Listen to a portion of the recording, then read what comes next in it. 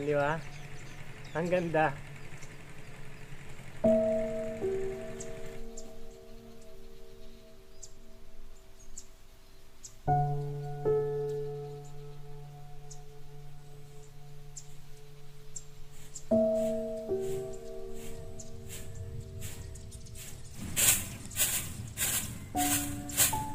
Panday, makikita natin yung ating landscape na Diamond Landscaping. Bali, yan na po yung update. Ayan, litaw na yung kulay nila, maganda.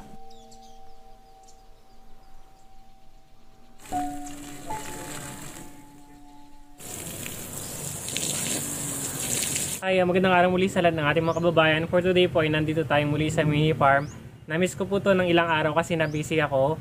Kaya samahan nyo ako na ikutin natin ang ating garden. And then i-check natin yung ating mga halaman. Tapos update na rin sa ating mga ginawang mga landscaping at mga binago sa garden. Kaya tara na. So front yard po ng ating garden ay ganun pa rin makikita natin.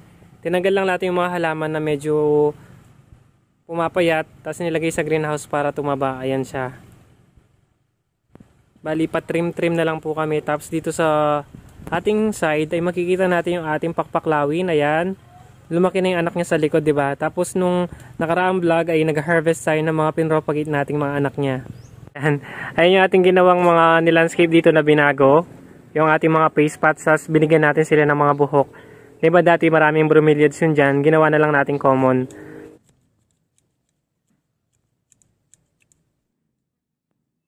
Every hapon po talaga ito matambay ako sa garden. Magkalik-kalikot ng mga halaman, tsaka pampatanggal na rin ng stress. Kasi ito, pag punta natin dito, ay makikita natin yung ating, ayan, yung ating creating fig vine. Para hindi sila nagwo-wild. Ayan, kung nakita nyo, pinaflat natin siya. Ay, napakaganda niyang tignan. Nakakalamig talaga siya sa mata. Ay, kung papasyal kayo dito sa mini farm, ay meron tayong mga for sale na rooted niyan. 20 to 25 pesos rooted. Pero kung cuttings lang, mga 10 cuttings, 5 cuttings, ay pwede namin kayong bigyan. Kung maramihan na cuttings, ay marami rin tayong available, tag 5 pesos lang po sila. Dito po ay makikita natin yung ating unang greenhouse. Mga bromeliads na mga halaman din sila. Dito makikita natin yung ating propagation na mga cryptanthus, napakarami nila. Hindi ko pa po na-transfer to sa kanilang mga pot. Basta pag may anak sa ating mga cryptanthus, tusok lang ako ng tusok. Tapos dito banda, ayan. Ganun pa rin, nagkaanak na yung ating mga air plant na nilagay sa suso, di ba? Mga snail.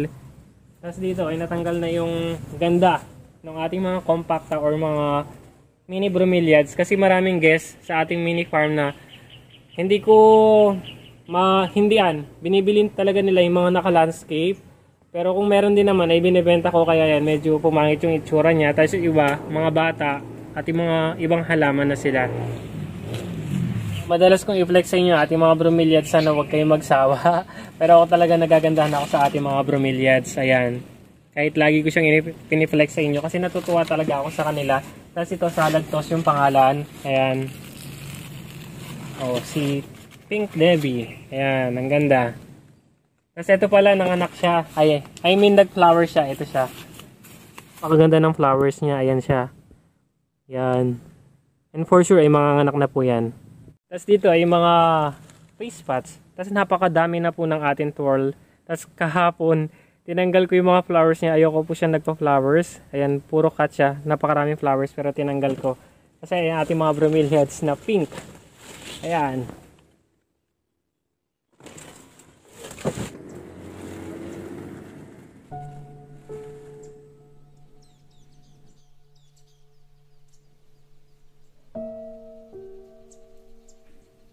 Ayan, flexing po sa ating mga aglaw. Ayan. Ang ganda. Sa baba ng ating mga lalagyanan ng mga halaman ay makikita nyo ating mga strawberry plants na na-harvest. Napakarami na po nating na-harvest pati dito po. Ayan.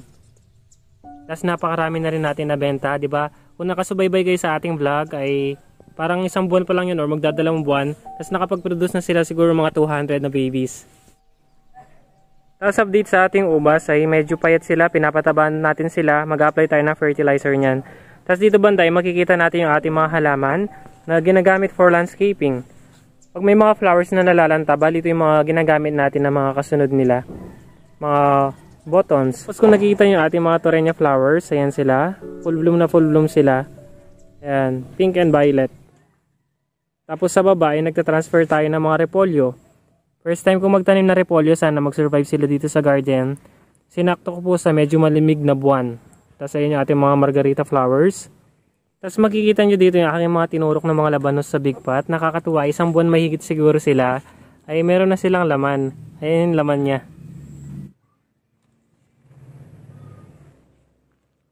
Tapos dito kung mapapansin yung ating mga strawberry, ayan, napakataba na nila. Ayan sila. Tapos napakarami nilang mga runners. Sa mga nagtatanong po kung may available na po tayong mga strawberry seedling or plantlets, ay marami na po tayong available. Ang price po niya ay 50 pesos po to 75. Depende sa variety.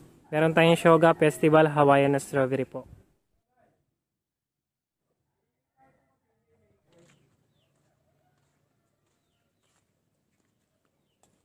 Bali, lilipat naman po tayo sa kabilang garden. Ito yung second greenhouse po.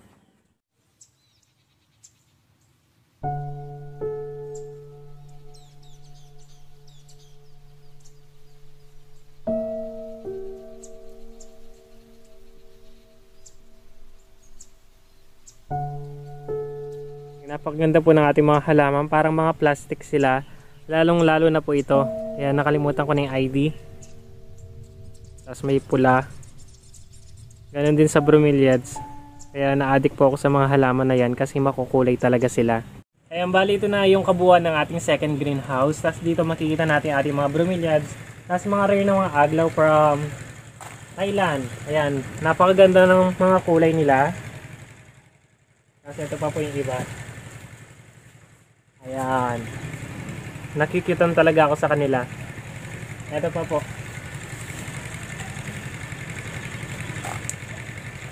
Ayan, di ba? Ang ganda.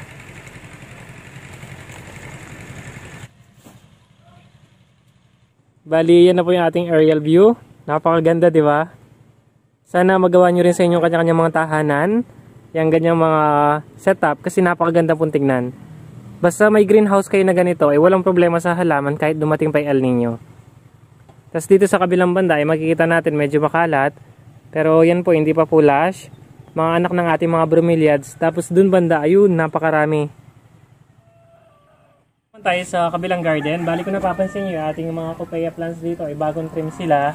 Tapos dito banda ay makikita natin yung ating landscape na Diamond Landscaping.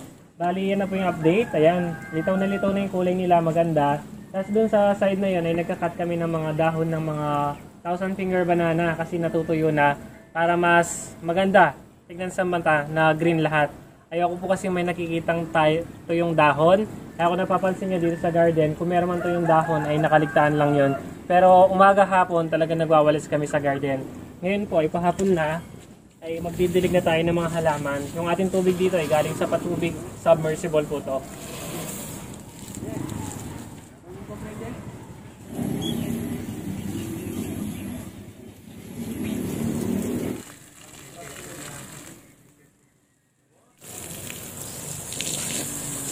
Bali, yun na po yung update sa ating mga Diamond Landscaping. Ito ay Copea na yellow, tapos ay hinaluan natin ng kulay puti na flowers at violet kasi kulang tayo sa halaman.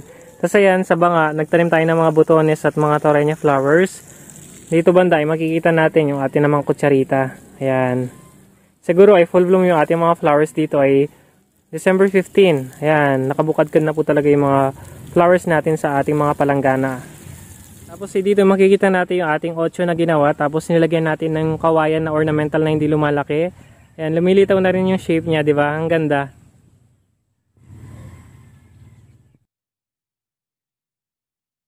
Ayan sila. Ayan, litaw na yung ating landscape.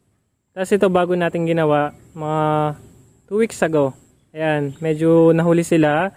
Paikot po yan, circle siya ng mga copaya plants. Tapos nilagyan natin ng ang tawag po kasi niyan, celosia plant na purple yung kulay or fuchsia pink, tapos ay kulay yellow.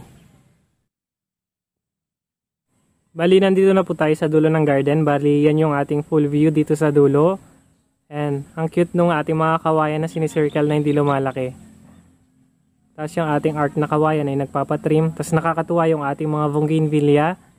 Ayan, start na po ng season nila kasi talagang tag-init na. Or madalang na lang yung ulan, kaya flowers po ang ilalabas lahat niyan.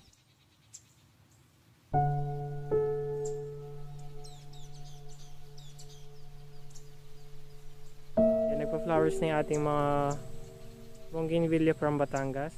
Ayan po yung iba. Sana po ay nag-enjoy po kayo sa ating vlog. And then kung bago ka lang sa aming YouTube channel, huwag niyo pong kalimutang mag-subscribe and click the notification bell para sa susunod na mag-upload kami ay makasama namin kayo mapa-educational vlog, garden tour, pasyal sa mga ibang farm. Pwede nyo rin po kami follow sa aming Facebook account na nag-upload din po kami ng mga videos yan. Thank you for watching po. Ingat ang lahat.